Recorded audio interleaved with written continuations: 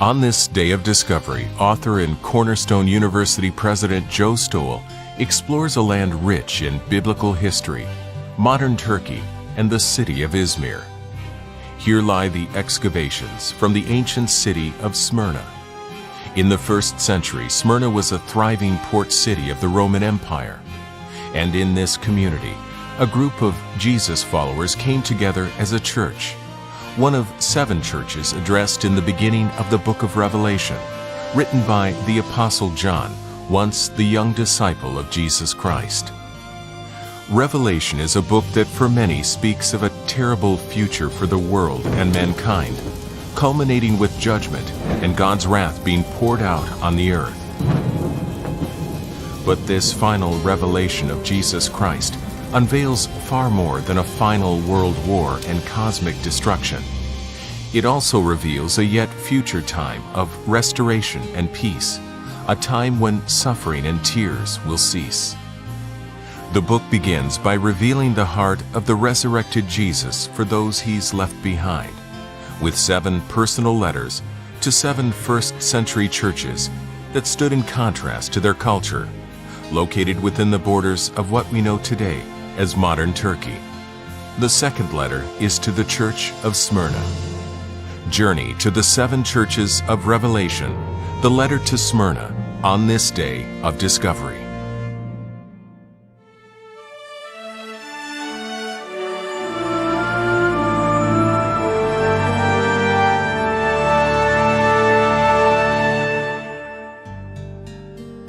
What you see, write in a book and send it to the 7 churches which are in Asia, to Ephesus, to Smyrna, to Pergamos, to Thyatira, to Sardis, to Philadelphia, and to Laodicea.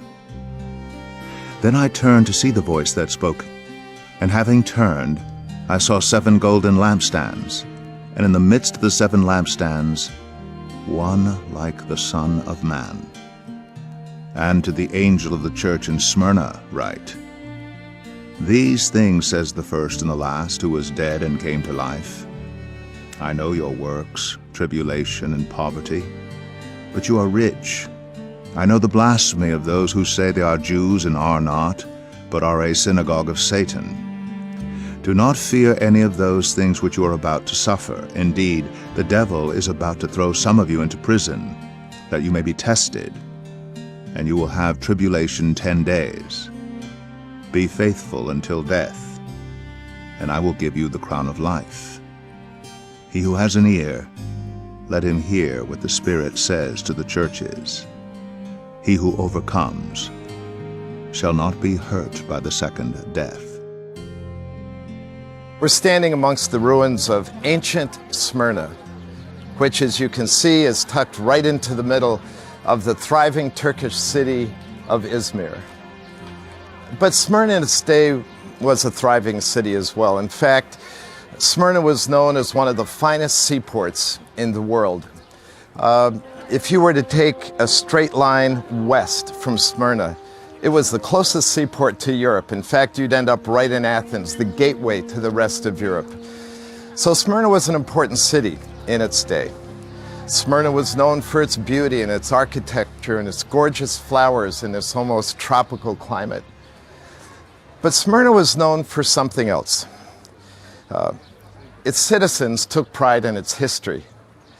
In 600 BC, the Lydian king Attalus conquered Smyrna and actually devastated it, left it as a humble, tiny village. And then when Alexander the Great came through here, in a dream he had a vision to rebuild Smyrna and rebuilt it into one of the most spectacular cities of its day. So the folklore and all of its literature was filled with references to death and resurrection. That we are the city who once was dead and have now come to life. And it's that theme that Jesus Christ picks up on when he writes his letter to early Christians suffering in this city. This claim to fame that Smyrna was that city that once was dead but has been resurrected now to a far better life was underscored by their major commodity.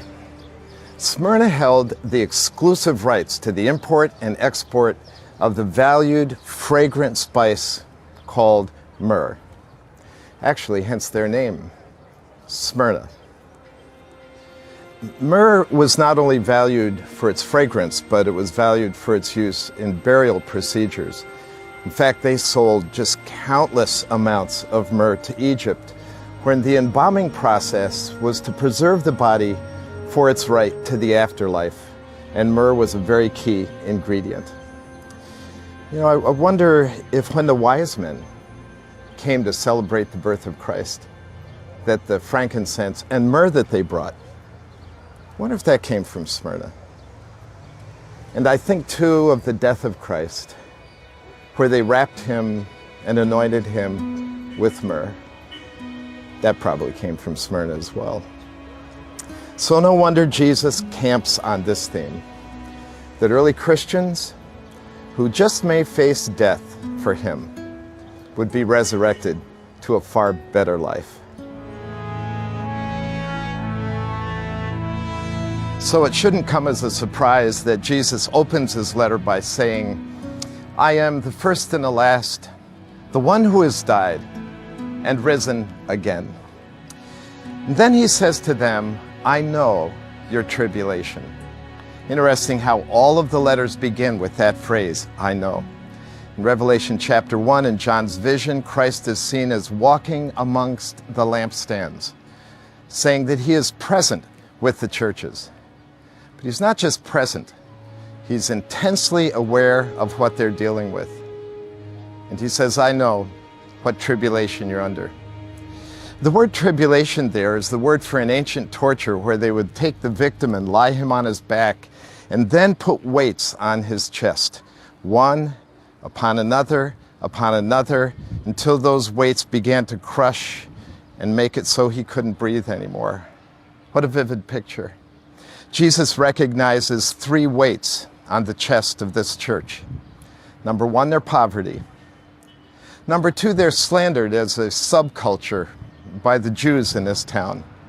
And number three, he predicts that they will face imprisonment and even death. It's kind of a foreboding warning, I would say. But at the end of the letter, he encourages them to persevere. Let's think about that challenge, that weight of their poverty. Taking a stand for Jesus Christ in the Roman Empire, and particularly here in Smyrna, often meant being cast into an impoverished state. You may lose your job. You'd certainly be kicked out of the trade unions because you wouldn't worship the gods of the trade unions. You were such a despised minority that even if you set up a little kiosk somewhere to sell your wares, that who'd want to buy from Christians? So Jesus says to the believers in Smyrna, I know your tribulation and your poverty. Then he does something interesting, parentheses. He says, but you are rich. Fascinating. It's all in the definitions, isn't it? You know, we think being truly rich is to have a big stack of stuff and a huge bank account. God says that's not true riches. And he says that in their poverty, they're rich. It reminds me of my all-time favorite story about Jesus Christ in Luke chapter 12, when he's walking through the crowd and there's a man in the crowd who catches the eyes of Christ, and what a privilege. Now Jesus, this magnet rabbi, looks at him and he gets to talk to him. And he says to Jesus, Master, tell my brother to divide the inheritance with me. You know, I'm thinking, like, if you get one shot at Jesus, that's probably not a good thing to say. I think if I had one shot at him, I'd want to say something so profound that he would say, I never thought of that. Let's have dinner and talk it over. But Jesus responded to the man in the crowd by making an amazing statement. He said, take heed and beware of greed, for a man's life consists not in the abundance of the things that he possesses. Think that through. So counterculture, that our lives do not consist of earthly riches. Then he told the story of a rich fool who had so much that he had to tear down his barns and build bigger barns, threw a party for himself, and God showed up and said, "This night thy soul shall be required of you." And he wasn't a fool because he had a lot of stuff. Jesus said he was a fool because he was not rich toward God. I think the believers in Smyrna were rich toward God, though they were in poverty. Of course, being impoverished because one doesn't deny the name of Jesus Christ was not limited just to the believers at Smyrna. In fact, throughout all of history, that's often been the case. In our own lifetime, believers in Russia were marginalized and impoverished as a church. I remember being in Russia with a friend of mine who was a pastor of a little local assembly, and he said to me one day, "Hey, let's go visit my mom." So we climbed in the van and we drove about an hour and drove off the main highway down a smaller road, then onto a dirt road, and a couple miles back that dirt road was this little shanty town, little huts almost.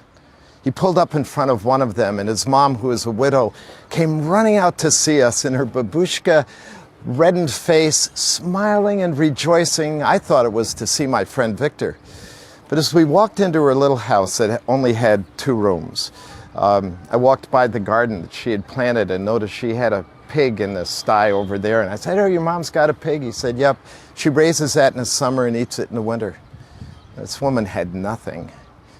We went in and sat down around a little primitive table, and she served us some vegetables. And she was just beaming. And all she could talk about wasn't Victor, about Jesus, and about how much she loved him and how much he meant to her and how she couldn't wait to get to heaven, to be with him forever. And I kind of felt so convicted. You know, here, like most of us, I have a lot. You know, affluence has just filled up my cup. And here this woman had nothing, but I thought she's got everything. And I thought, all she had was Jesus. And that made her truly rich. That was like the believers in Smyrna. All they had was Jesus, but that made them truly rich. And then I thought, I have so much that there are times I wonder if I need Jesus. And that makes me truly poor. So when Jesus said to the believers in Smyrna, "You are poor, but you are rich," what a wonderful statement, and what a wonderful lesson for us to learn.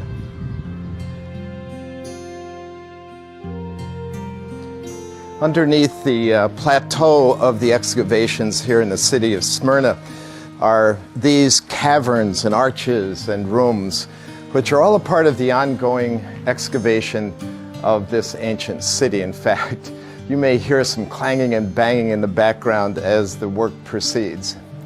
But being down here reminds me of the second weight of tribulation that was placed on the early church in this ancient city. As Jesus said, "I know not just your poverty, but that you are slandered by the Jews of the synagogue of Satan." This made life very tough for the early Christians, this slander. It gives whole new meaning to that. "Sticks and stones will break my bones, but names will never hurt me," because these names really hurt the early Christians. The Jews wanted to be distanced from the church. The Jews, interestingly enough, had a cover with the Roman Empire. They had an exemption from claiming that Caesar was Lord, since their one God was the God of Israel. These early Christians threatened that exemption because they were trouble for Rome. So they wanted to kick the Christians out of the synagogue. And in so doing, they slandered their name. So the slander was that these Christians had orgies in their gatherings. They said that at these love feasts, they ate the body of Christ and drank his blood in communion. So the slander was that these early Christians were cannibalistic in their feasts. They called each other brother and sister. So the slander was that they were anti-family. In the structure of Rome, the family was very important. that these were people who did not care about their families, just about each other. Well, it was those kinds of things that caused additional pressure, that marginalized the Christians, that alienated them, that made them a despised subculture. And so Jesus says, I'm well aware of your tribulation and the great weight of the slander that is thrown against you. So Jesus writes to these suffering followers of him at Smyrna that he knows the weights of their tribulation, that he knows the weight of their poverty, the weight of the slander hurled against them. And then he announces that there is a third weight yet to come. Tells them that their faith will be tested because they will be thrown into prison, and some of them would die for his name's sake. It wasn't good news. I mean, there were no like executive prisons or nice places where they locked up Christians. To be imprisoned probably meant that you would be thrown into a rat-infested dungeon full of human excrement, very little light, and certainly not much food. And to die?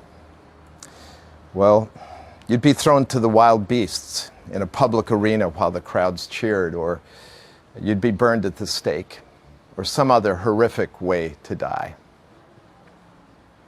And sure enough, that's exactly what happened to these believers. In fact, some of the famous martyrs of the church were martyred here in Smyrna. The most famous of them was Polycarp, the bishop of the 2nd century church. Polycarp lived long and distributed scriptures. He guarded the church against heresy. He's one of our most famous heroes. He had a dream one night in his older age of his pillow catching fire, and he told his friends the next day that he thought that was God warning him about being burned at the stake for his faith. And sure enough, the proconsul of this area of the Roman Empire sent guards a few days later to get Polycarp and bring him before the proconsul.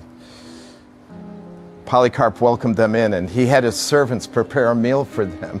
He said, just wait, let me feed you. And he said, could I have 1 hour to pray? And he went apart and prayed for an hour, and in that prayer there was so much energy and passion that the guards heard it, and their hearts became guilty for why would we extinguish a life in a man like this? But faithful to their duty, they hauled him before the Roman leader. The Roman leader, looking at this old man himself, wonders, how can I put this man to death? And he pleads with Polycarp to deny his faith. And Polycarp made that famous statement. He said, I have served my master for 86 years. How can I now deny his name? So the proconsul, in anger, said, I'm going to throw you to the wild beasts. He said, you can do whatever you want. I will not deny Jesus Christ. So they stacked up the wood and made a stake to burn Polycarp to death. Normally they would nail people to the stake so they wouldn't move. Polycarp said, you don't need to do that. Just tie my hands. I will not move. And they lit the fire. Legend has it that a wind came along and literally swept the fire away from Polycarp like a sail full of wind, and he didn't die. And so the guard commanded one to go and stab Polycarp, and indeed they did, and he died there for Jesus Christ, just as Christ predicted would happen. But Jesus added a little note in the letter. He said, these tribulations will only last for 10 days, which was a metaphor in those days of just a short time. And then he said, after these are over, I have something special for you. See, I think life is a lot like a feature-length film. We freeze frame it in Smyrna with the poverty and the slander, the imprisonment and the death of these Christians. If that's all you have, you're in total despair. Why wouldn't you deny the name of Christ? But there's more. And Jesus Christ is the executive producer. And at the end of the film, there is great reward. And Jesus adds that at the end of the letter. So Jesus is the executive producer of the feature-length film. I don't know what we'd call it, maybe like Suffering in Smyrna. But in each one of these letters, he gives these Christians a sneak preview of what is to come, of the end of the film, the end game. And to the believers at Smyrna, he says, to those of you who overcome, or to those of you who endure, I will give you a crown of life. That was a very significant statement for people in Smyrna because the crown was the symbol of the city of Smyrna. Probably taken from the fact that up on the Acropolis overlooking the city were their embattlements, and it was in the shape of a crown. So the crown was on their coins. Crowns in those days were what people got if they won a victory in the games. Or at great festivities, everybody would wear a garland of a crown. Crown is what emperors wore. And these Christians had no crowns. They were never involved in the festivities. They never won the games. Certainly, they weren't in the emperor's court. The fact that they never wore crowns was a visible symbol of their disenfranchisement with society.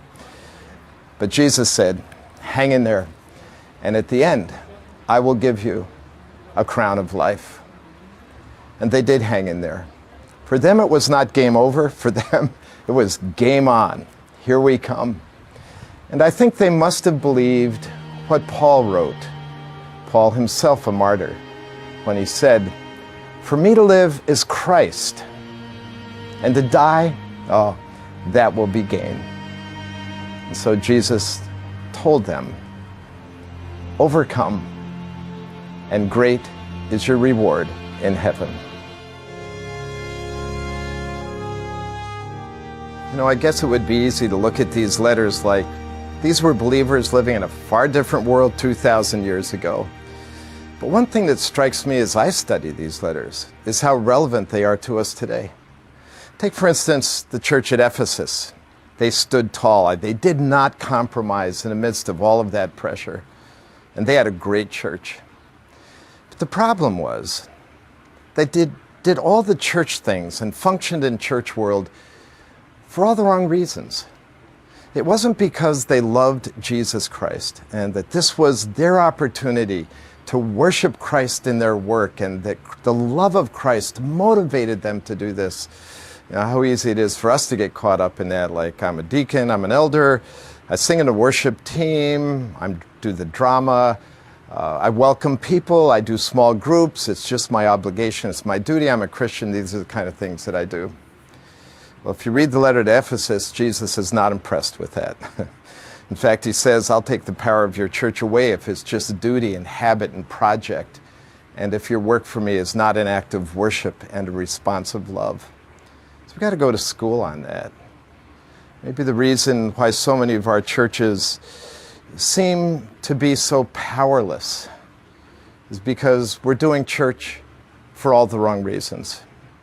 That could be. Or I think of the church at Smyrna and the pressure that they were under. I think of their impoverishment, for instance. You know, there are people today who decide they are not going to break their commitment to Jesus Christ and to his kind of integrity to keep their job. Because they don't cheat on contracts, because they don't go to the strip clubs with their friends on trips, because they refuse to compromise their commitment to Jesus Christ. Sometimes they're demoted, sometimes they lose their job. It's easy for us to become alienated today for our stand for the cause of Christ in the marketplace, isn't it? It's a lot of pressure. But will you stand? I even think of the slander. Interestingly, our world, the Western world, is moving kind of into this neo-paganism, very similar to the world in which these early Christians lived, where our claim for Christ, that he is the only way, our stand for life, our stand for human sexuality, has pushed us to the margins. And we're often called names and despised and rejected because of that. Christians at Smyrna took their stand because they knew great was their reward in heaven. I think even of Christians all over the world today who are imprisoned for Jesus Christ. We've kind of gotten a hall pass on that kind of thing in the West, but there are literally tens of thousands of Christians right now, as you and I are watching this, who are suffering imprisonment for Christ, and many who are paying the price of martyrdom. So this is not old school stuff. This is extremely relevant. It's the same Jesus who lives today, lives in our hearts, lives in our midst, that would write letters exactly like this to us. We'll all have to answer the question personally. Are we willing to stand, knowing that great is our reward in heaven?